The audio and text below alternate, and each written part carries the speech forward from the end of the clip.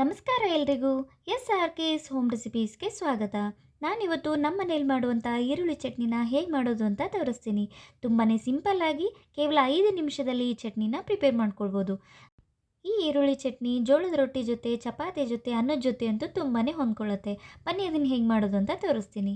ಮೊದಲಿಗೆ mixer ಜಾರಲ್ಲಿ roast ಮಾಡಿರೋ ಶೇಂಗಾನ ಹಾಕ್ಕೊಂಡು ಜೀರಿಗೆ, ಅಚ್ಕರದ ಪೌಡರು, ಅರಿಶಿನ ಪುಡಿ, ಬೆಲ್ಲ ಮತ್ತು ರುಚಿಗೆ ತಕ್ಕಷ್ಟು ಉಪ್ಪನ್ನ ಸೇರಿಸಿ ಪೌಡರ್ ಆಗಿದ್ದನ್ನು ಗ್ರೈಂಡ್ ಮಾಡ್ಕೊಂಡಿದ್ದೀನಿ.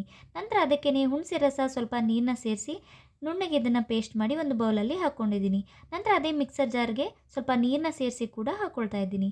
ನಂತರ ಸಣ್ಣದಾಗಿ ಹೆಚ್ಚಿರೋ ಈರುಳ್ಳಿನ ಹಾಕ್ಕೊಂಡು ಕೊತ್ತಂಬರಿ ಸೊಪ್ಪನ್ನ ಹಾಕಿ ಮಿಕ್ಸ್ ಮಾಡ್ಕೊಳ್ತಾ ಇದ್ದೀನಿ.